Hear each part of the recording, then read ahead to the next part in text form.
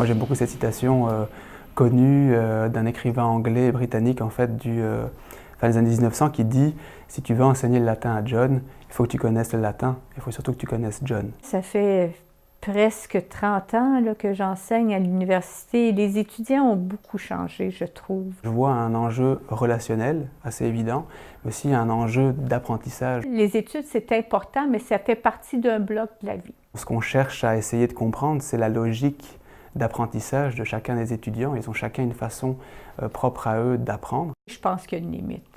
C'est pas ton ami. L'étudiant, c'est pas ton ami, c'est ton étudiant. Tu veux qu'il réussisse bien, tu veux qu'il apprenne. On a de plus en plus aussi à faire des étudiants qui ont des profils, je veux dire, atypiques ou différents. Il faut les saisir, il faut essayer de les comprendre et surtout de reconnaître leurs expériences qui sont souvent multiples et très riches aussi. Le problème est plus au niveau du premier cycle, au niveau... surtout si c'est un grand groupe. Plus le groupe est grand, plus c'est difficile d'établir un contact particulier avec un étudiant. Faire face à cette diversité-là de profils ou de logiques d'apprentissage, c'est un casse-tête. C'est beaucoup plus facile à s'adapter, selon moi, dans une relation deuxième et troisième cycle, parce que comme on les côtoie vraiment de façon très, très régulière, quasiment sur une base journalière ou hebdomadaire, lorsqu'on réalise qu'il y a une difficulté, on est capable d'aménager. Il faut qu'on crée un lien.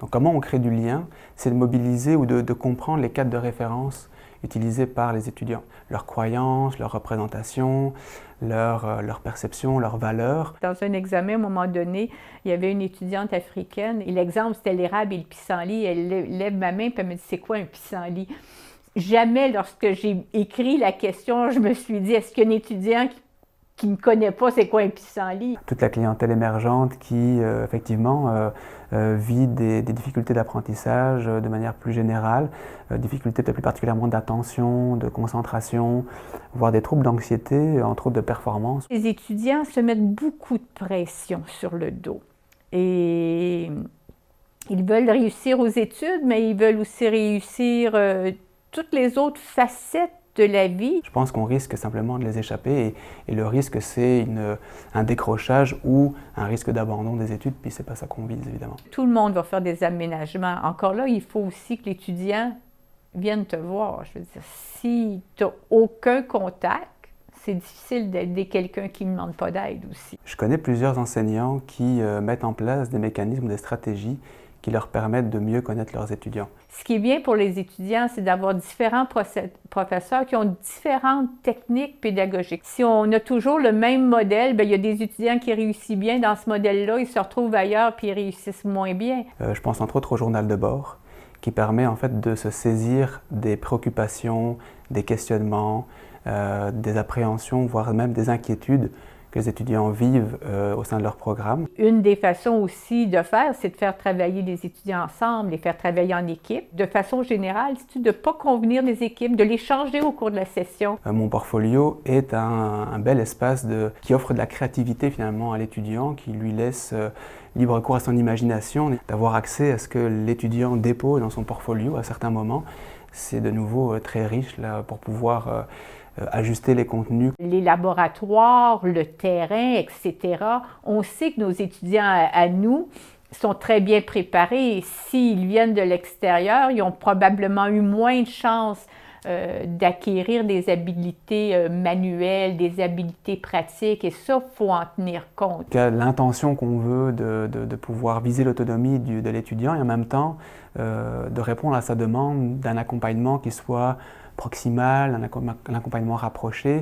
Donc comment on trouve un équilibre là-dedans? Ce que je peux faire en tant que professeur, oui, je vais essayer de m'adapter pour que la matière passe mieux, mais en première chose, c'est toi qui es le responsable de ta formation. C'est à toi aussi à faire les efforts puis à prendre des mesures pour être capable de réussir. Notre mandat, c'est de mettre en place des conditions favorables à leur apprentissage, mais il y a une part qui leur revient aussi, dont ils ne sont pas toujours conscients non plus. Je pense que les étudiants ont besoin plus que de faire de la recherche, ils ont besoin de plus que de faire de l'apprentissage. Ils doivent aussi se développer d'autres habiletés. Il faut réfléchir à ça aussi. Est-ce que les étudiants eux-mêmes se connaissent bien dans une optique de construction identitaire, entre autres en formation et enseignement? Pour ça, il faut parler à l'étudiant.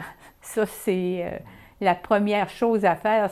Si quelqu'un ne réussit pas bien ou s'il y a un problème, il faut vraiment discuter. Est-ce que je les connais, mes étudiants, puis est-ce que je tiens compte de leur parcours, de leur trajectoire? Je pense que c'est un élément à considérer et qui est assez essentiel.